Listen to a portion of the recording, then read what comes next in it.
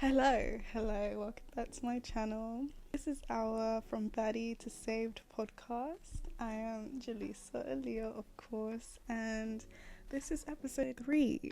Today, I am feeling very in the mood to talk, I just had to sit down with my thoughts and how I'm feeling about life and realizing the reality that I'm in. Today I kind of want to touch on why I have named my podcast this, why I've chosen it to be called From Baddie to Saved. Obviously it's kind of self-explanatory, however, it's not exactly like the full picture because we all know, as individuals, we all know that when we are born pure, okay? We are not tainted by distractions of the world. We are not tainted by any bad aspect that lives on earth. So we are pure from the beginning. It's just that the world changes us, right? And I had to sit and think about this for a bit recently, and it's dawned upon me today too, because I was just like, hold on. I know I called this From Baddie to Saved, but I was actually a good person, quote unquote, before being a baddie. It's just that, consequences of following trends changed me. So yeah, let's get into that. Let's get into what I realized about life, and maybe you can relate to this as you listen to my story. I remember, this is like thoughts from before the world changed me, right? I remember what it was like to live a life where I didn't have a care. Like, I was just free to be who I wanted to be, dress how I wanted to dress, act how I want to act without like the major feeling of being worried about what someone else is going to think of me. I remember what that was like, and when I think about those memories, I really feel sad inside because it just makes you realize how much life has changed. I'm talking about like being a child in nursery and just being free to play with whatever you wanted to play with. Nobody telling you, oh, you can't play with that because you're a girl, or you can't play with that because you're a boy. Like, nobody telling you what to do. It was just free. You could just do what you wanted as a child, right?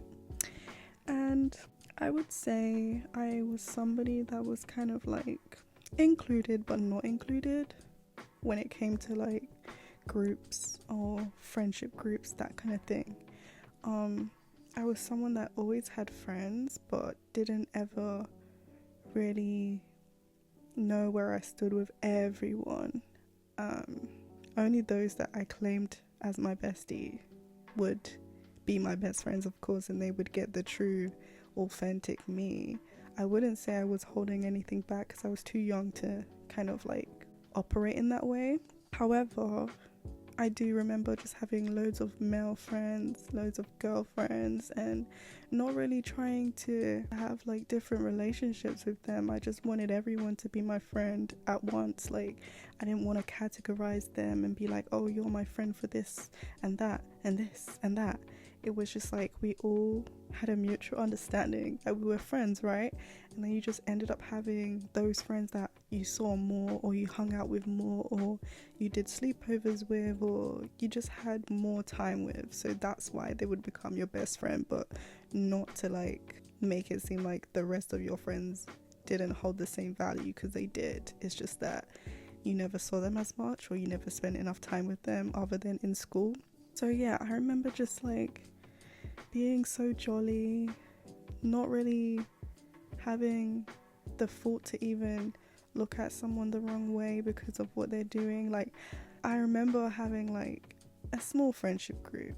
Like I said, everybody knew everybody, so I had friends, but the people that I literally did like playground activities with was like 3 other girls and myself and 1 boy.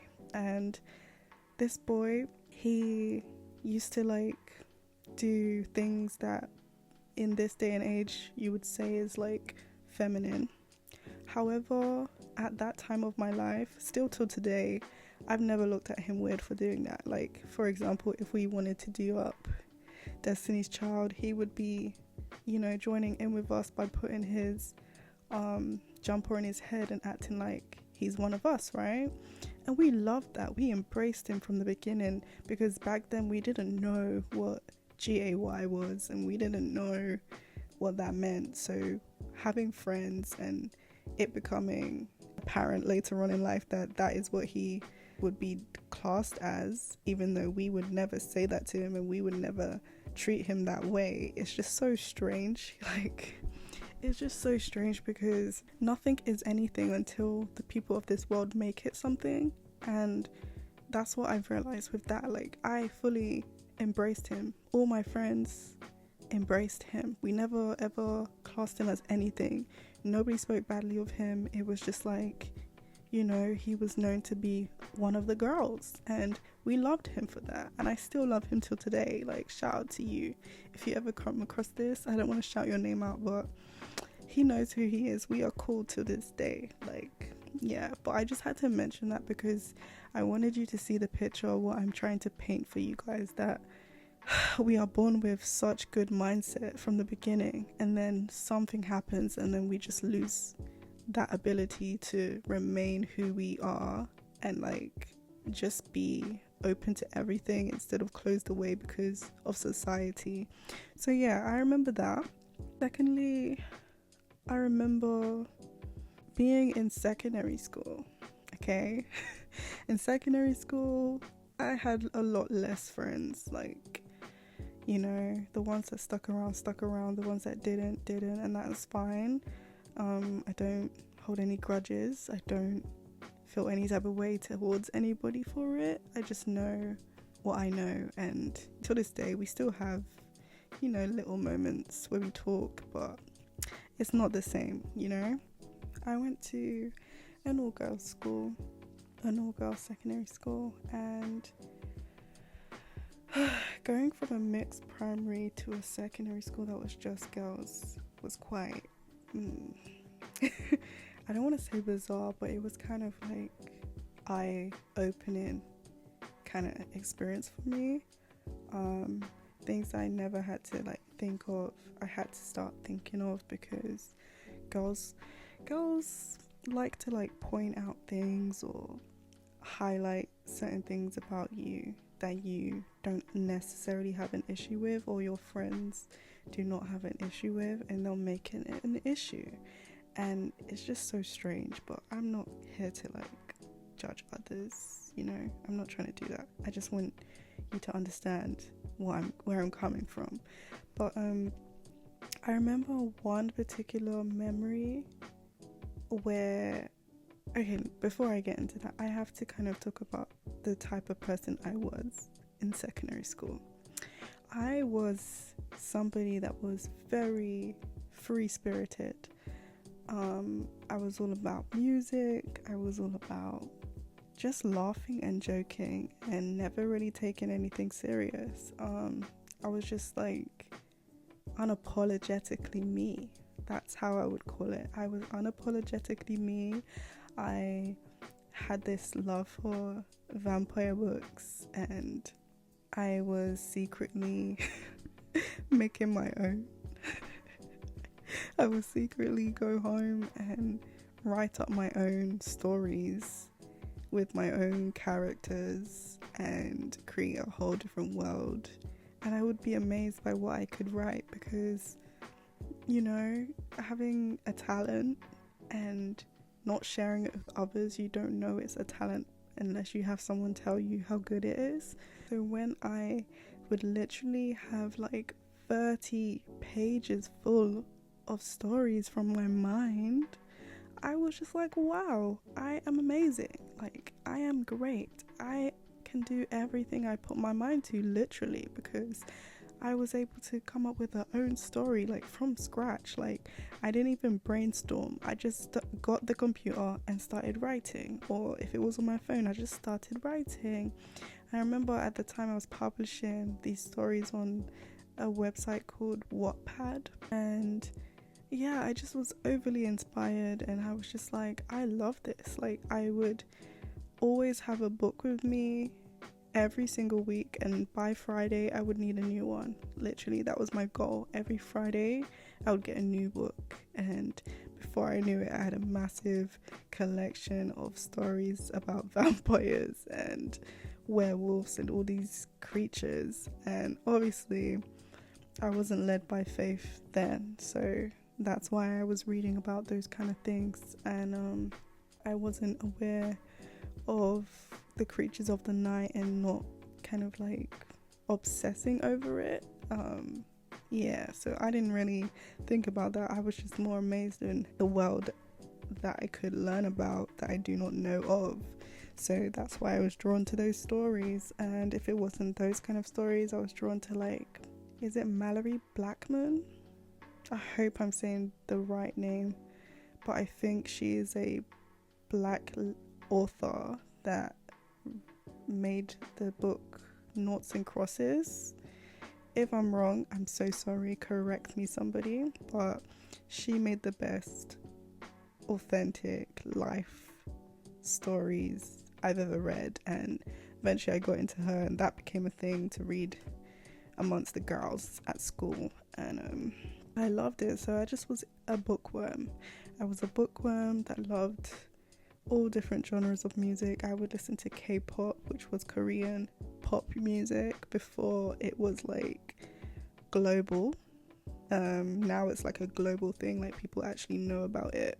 And I used to watch K-dramas and all of that before everybody was on the bandwagon. It was just a thing of like, if you know, you know, if you don't, then you don't. I had a whole like friendship group that was completely diverse. I had, you know, lovely friends that were of Chinese descent, Vietnamese descent, you know, Asian descent, Guyanese.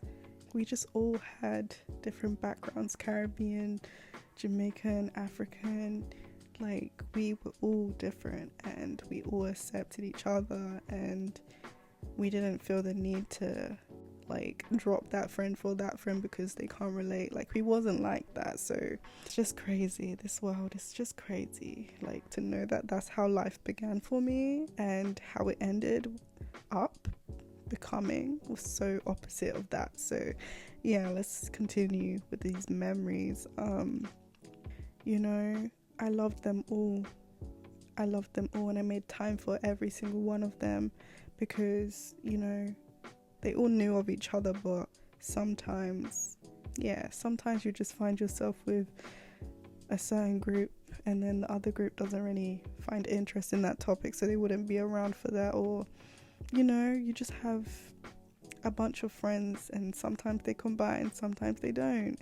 And that's how it was for me. And anyway, because I say this all to say that because my friendship group was so diverse and so freeing, like, there was nobody I couldn't be a friend with. Like, I accepted all people of all walks of life, and I loved learning their culture. I loved learning something new and being introduced to things that I never knew about before. So I loved that, and I didn't see it much in like just purely black friendship groups. I didn't really see them embracing other cultures. It was just like, oh, you're black, I'm black, you're Caribbean, I'm Caribbean, you're African, I'm African. Like, it just felt like you're just, you know, choosing your friends based on how they look or where they come from. And for me, I had a diverse group, and I had a strictly black friendship group, and it was just like, girl, I'm for everybody, I love everybody. That's what I was like. So yeah, I remember this time. I can't remember if I was just with my diverse group of friends, but I was just like being authentically myself. I was in the school hall, and I think I might have been like singing to the top of my lungs, and like just in such a beautiful cloud of joy and happiness with my other friends. And I think at the time I was obsessing over Justin Bieber. I was obsessing over him because I had my good friend, if you know me in reality, then you know who I'm talking about. But I had this one friend that was like the leader of Justin Bieber everything Justin Bieber. And I did make a video about this on my YouTube before, but like I said, I didn't like the concept of my stories, so I'm not trying to like do it in that format anymore, so I took it down. You cannot see that. Sorry. If you saw, you saw. If you didn't, I'm sorry. We're not going back to that. But yeah, I had this friend and she just brought out the best in me. Like, she made me so carefree. She made me not care about anybody that was looking at me whenever I was like singing my lungs out to her, and she was singing it back to me in the school dinner halls. And it was just lovely to just be free and not have to look behind me and worry about who's kiki and haring at me, like, you know what I mean?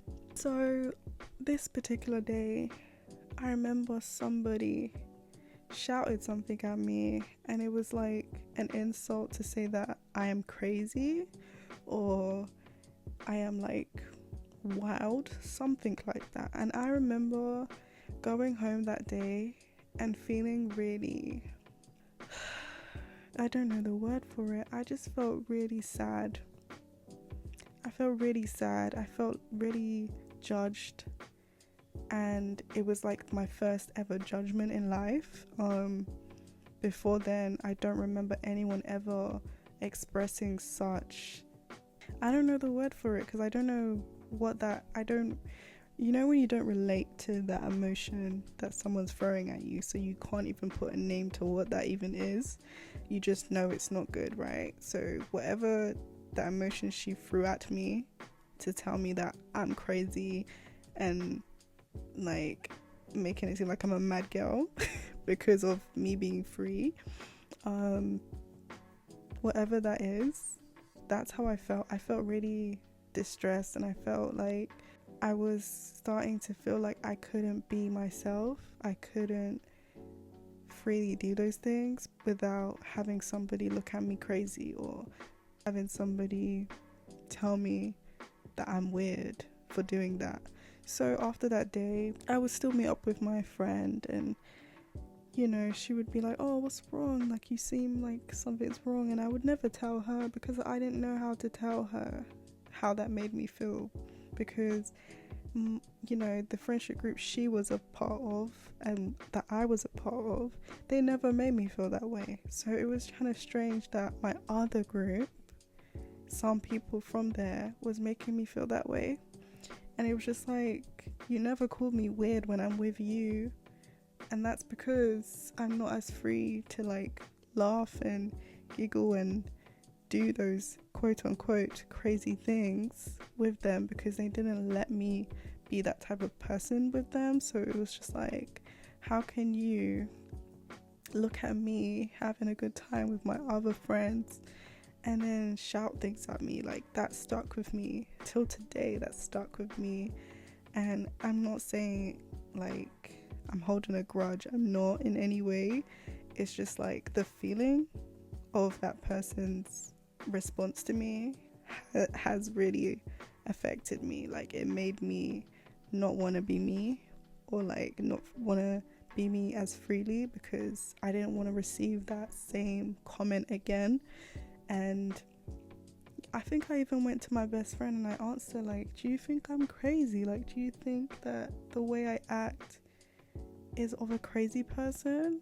Like, am I embarrassing to you when I do these things? And she reassured me. She was like, no, there's nothing wrong with you. Like, we love you for how freeing you are, how lovely you are, how much you love to spread happiness to others through being jokey and being funny. Like, because also, you know, at that time of my life, I was having a really rough patch in regards to my relationship with my mom and both parents, to be honest. Like, yeah, not just my mom, but I was having a really rough patch in life where I didn't feel understood at home. I didn't feel heard. I didn't feel seen. And this is nothing, you know, to do with my mom's parenting or anything like that, because everything was good. I had a good childhood, like there was nothing wrong with it. But I just mean like being a child and knowing what it's like to be with a parent that is single and then they don't stay single and then somebody else is in the picture.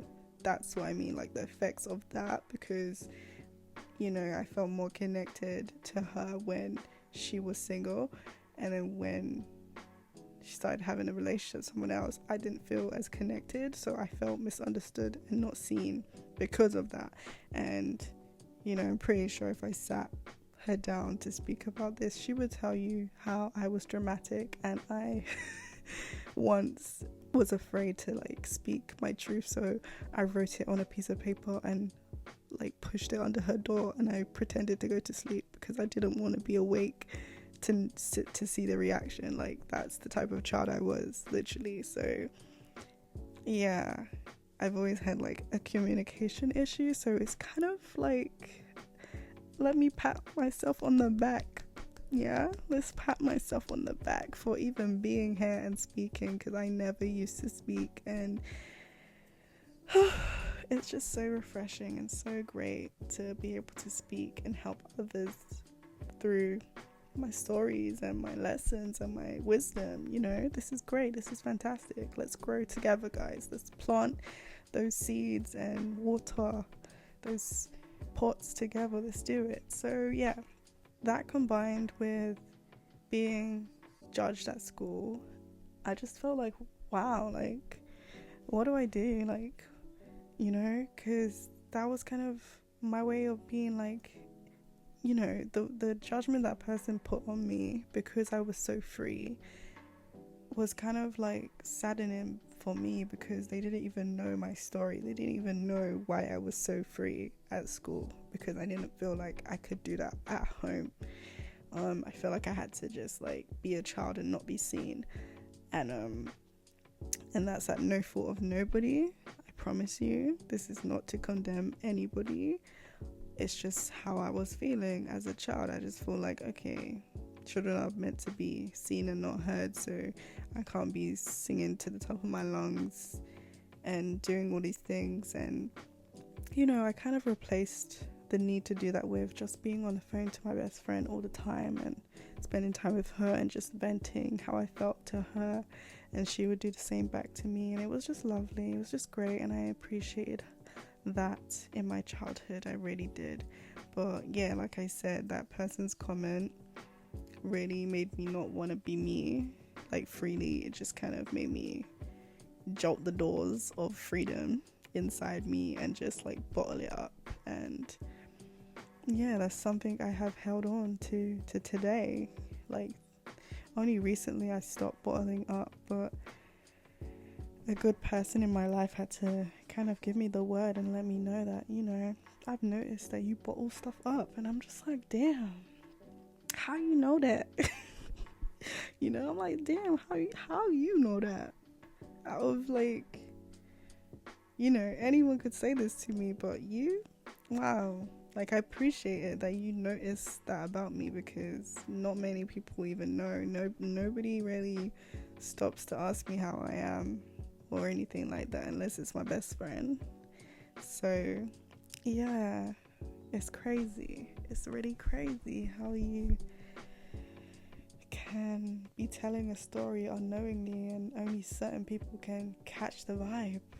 Only certain people can tune in to that vibe and know what that means. So I appreciate you. You know who you are. I appreciate you for letting me know that you've seen it, and for giving me that push to just like stop bottling up. So that's why I want to talk about that today. I want to talk about the effects of like holding back and not speaking your truth, because I just saw this I was on Instagram just before I started recording, and I saw this post of this guy, and he was being so transparent for a guy. Like, I've never seen a man be so transparent about his life. But he basically had like a list from 1 to like, I want to say 5. It may be more than that because I kind of skimmed through. I didn't want to read it all. And he was basically being honest about his situation and saying, you know, he is a 29-year-old and he felt like his life is not what it should be. And he kind of like listed his life like in certain ways. Like one of them was about wanting a girlfriend and not knowing if he just wants it for the pleasure side of it or if he actually wants it. He was being transparent about his living situation and saying that he still lives with his mom because he really enjoys the cooked meals, like that kind of thing, and being transparent and saying that he still plays video games and that he was being honest about feeling like he hasn't grown up fully yet.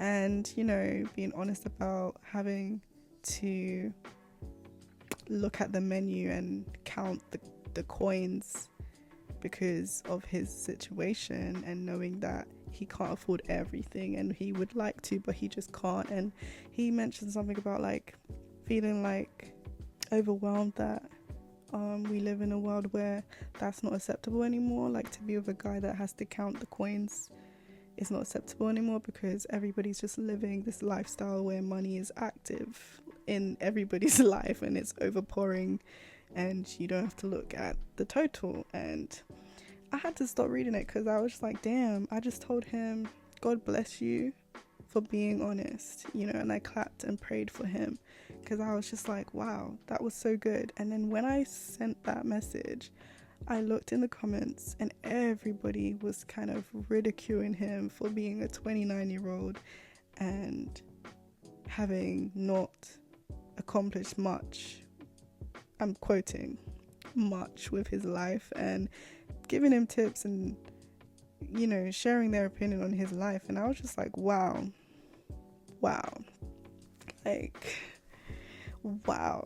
like, why can't you just clap for him for being honest?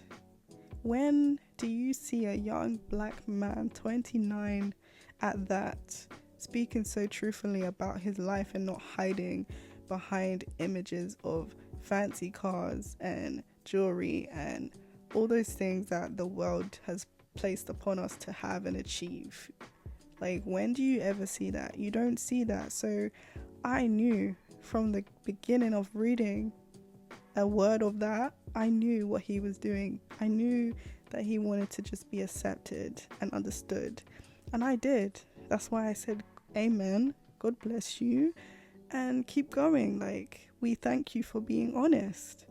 And I prayed for him because I was like, wow, I love seeing stuff like that. I would love to see more people be real.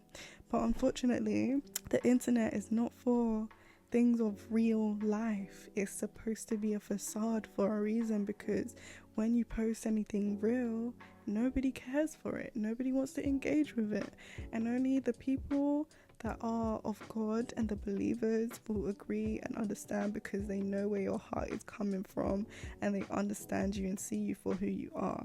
And that's the issue we have of today. Like, people just want to see you sinning and clap for your sins. They don't want to see you turning a new page and fixing what has been broken or fixing your downfalls and like rising above it. Yeah, it's just wild. It's just insane. And the thing is, I always wanted to do something like this. I always wanted to have a podcast or a place to just speak and be real. But I always thought to myself, if I do this, people are just going to be like, you're doing too much, you're oversharing. Like, people are just going to be talking about you. And it's just like, nah. At the end of the day, anyone that worries about that does not have God leading them, does not have God in front of them, behind them, at the side of them. They do not have God in their life. Listen, I went from being someone that knows of God, like my childhood household, we would pray before we eat. That's what we did. However, we didn't go to church. Only I went to Sunday school, but we didn't go to church. So it wasn't like a thing that we had to do. It was just something we learned to do, right? So I say that to say that you can sit here or stand up, because I don't know what you're doing right now, but you can sit here and say, oh yeah, life is okay because I have God. The celebrities that worship the devil can say, yeah, everything's okay because I have God. You don't know what God that is. You don't know what God that is. In the Bible, it talks about having different types of gods that people worship, and God himself, as in Jesus Christ, has told people to not worship anyone else other than him and the Holy Spirit, literally. People get that confused, so when someone's just like, oh yeah, I have God and everything's okay, it's just like, you can know of God but not know him. There's a difference. I was someone that knew of him but didn't know him, and I had to go through life experiences and things to know him and to really trust and believe and put my life into his hands. But until you reach that point, you cannot do that. Like, you'll just be out here saying, yeah, God's got me, but God don't know you like that. You don't know God like that. I mean, God will always know you because he brought you here through your parents, but like, he don't know everything about you because you don't allow him to. You don't speak to him, you don't open up to him. And that's where you get confused, thinking that your blessings are coming from him, when really you can be a sinner and be blessed with all things that are of sin, all the things that make you obsessive about something. Like, people are obsessed about money and all they want is money, and people are obsessed about riches and luxuries, so they get that because that's what rules them, right? But that's not God blessing them. That is the devil blessing them, because they're conforming to what he wants them to do, so therefore they are rewarded by the devil with those things, okay? And there's a different form of wealth through Christ, which is attained by being obedient to him. Until you're obedient to him, until you live by the rules of the Lord, you cannot receive the true blessing, which is life. Like, to be alive, to be grateful, happy, and at peace. Like, you cannot achieve that until you know him and he knows you, and you speak to him about every single thing in your life and give him the ability to change your life, basically. So there's a difference, and I want people to know that. I don't want you to ever see these people and like worship them. Like, I'm not saying for you to become a hater, because that's not what I condone in any way. I'm just saying sometimes what you see is not like what you really see, and you don't even know who they go home and they worship. You don't know. So imagine then wanting that, trying to achieve that, and then you end up worshipping that person they were worshipping instead of the true God, which is Christ. Imagine that. Now you have no access to heaven, you have no access to the riches of the Lord or the heavenly kingdom, because you chose to give yourself to the wrong God, because you thought that person was being treated well, that person was receiving all these things through the right Lord, when it was a fake one, it was a demonic one. That brings me on to my last point, which is gonna be kind of shocking to some people, maybe not, I don't know, because I know that we live in a world where people are now waking up, and I love that. Thank you, Jesus. I love that. But I'm gonna touch a little bit on star signs and kind of talk about myself, because so I have to be honest with you guys. I used to wake up every day, and the first thing I would do was open my horoscopes app and look at my prediction under Gemini, and religiously read that and really embody what it is to be a Gemini, and really believe I was being told some important information about my life. Like, it was an addiction. Like, every single day, especially on my route to work, I would have to read it, and then I would even go onto the side of the love predictions, because they have the daily one, then they have a love one, and then they have like career, all these options that tell you your prediction for that month or for the year overall. And I used to believe in that. I used to really obsess over it. I used to really value that until I found Jesus, and he told me the truth of doing those things, and that you cannot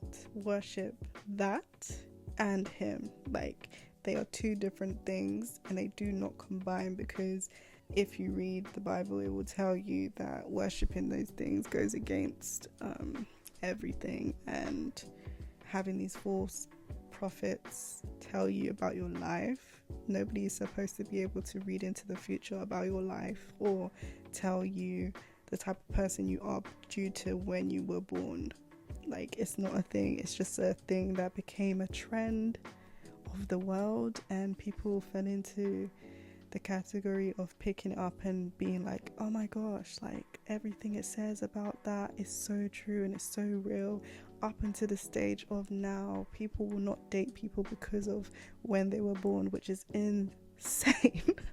And like I said, I was that person too, because I've had bad experiences with certain star signs, and I really thought like, oh no, like when a man said he was a Scorpio, I was like, oh no, like, because I would just lead it back to who I've experienced before and be like, nope, that person was crazy. Like, that's how I used to be. And like I said, when I got saved, I had to realize, do you know what? Your addiction for that has to go, because the more I read my Bible, the more I know and understand that that is a demonic thing to do, and you are not supposed to read into that and believe in that and let that become who you are. Just because it says, oh, that person's known to do this, this and this, and you might do something similar, does not mean that you are exactly that. And God did not make you to be in a category of like those star signs. You're not supposed to be placed into that. You have to live to find out who you are, basically, because the only person that knows who you truly are is God. And to start your life off by putting yourself in a category means that you have now limited yourself and now have said to the universe or whatever that you can only be that and you will only ever be that. And that's not real.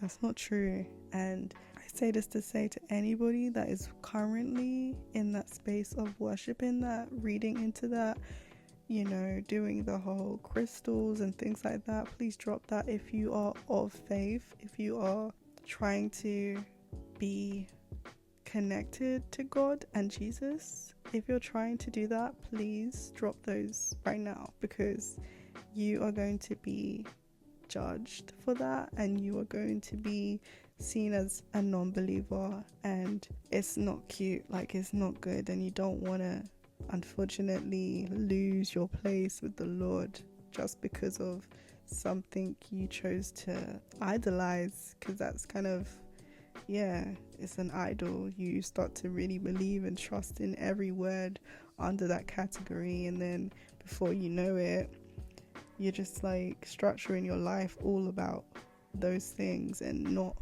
about who you truly are. And I say that to say that when you come out of the need of hanging on to that, you start to just like open doors for yourself and be so free. There's no limits on you, because you are not saying that you are that, or you're not identifying with anything like that, and you're not putting yourself in that box and locking the door and staying there because the worldly things are telling you to do so. Like, it's just I don't think you understand. This has been a really hard thing for me to unlearn. So I say this so easily now because I've understood it and I've overcome my need to like consistently look into it, or my need to constantly hold on to the security it gave me. Like, I used to feel so relieved when I heard something good was coming up for me or whatever. Like, when I heard that, I would just be living in this world hoping and waiting for something good to happen for me. And it's just like, no, how can you believe that and not believe God? Like, how can you not listen to the word of God and understand that you are already blessed? You just have to listen to him and find out for yourself.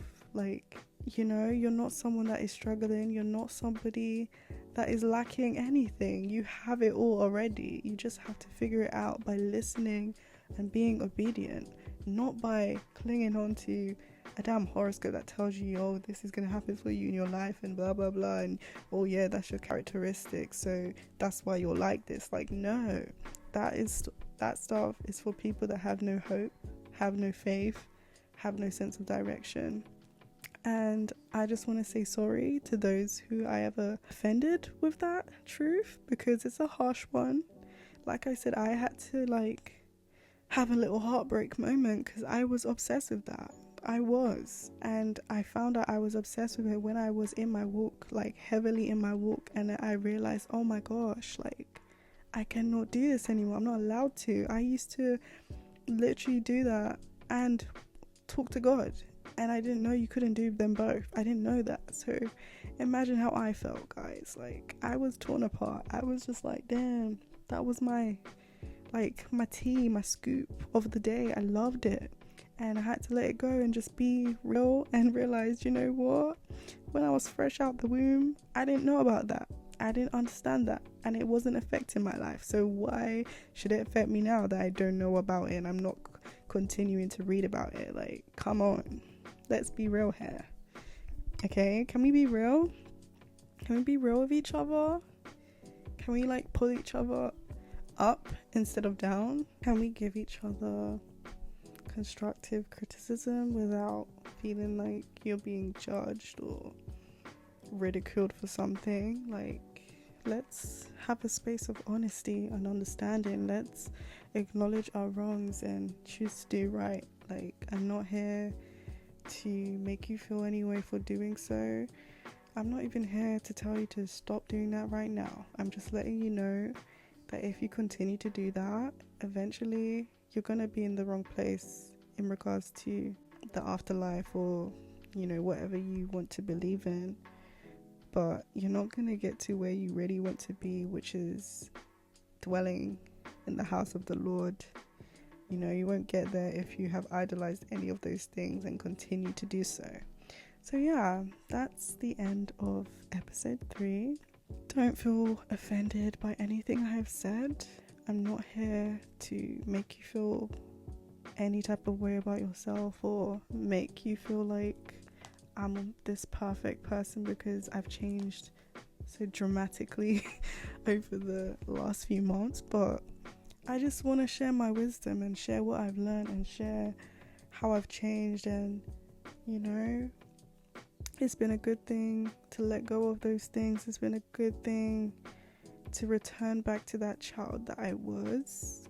I feel like the more that I speak with the Lord, the more that I dwell in his presence, the more that I pray to him in my secret place, the more I do all of those things, is the more I feel like I'm returning back to who I was from the beginning of time, from the moment I came out of the womb. I feel like my heart is repairing itself. I feel like the love and joy and freedom I had as a child is returning to me, and I love that. I'm claiming back my power that the world stole from me, that the evil people in this world stole from me, and I'm grateful for that, because I can only be thankful for God. He did it for me, and he's continuously doing great things for me, and I want him to also bless you all. So please listen to my word if you wish to, and just hope and pray that you are able to heal and do what's right by him and be obedient and find yourself in a better state of life, mind, heart, body, soul, everything. I hope whatever has troubled you leaves and you are restored to who you're supposed to be. If you would like to share your story, please email me your story. The email will be on the screen. If you're listening by audio, the email will be on my Spotify page. Please look out for that, or my social media platforms. I'll have the email in the bio so that you can share your story. Thank you so much for listening, and that is all for today.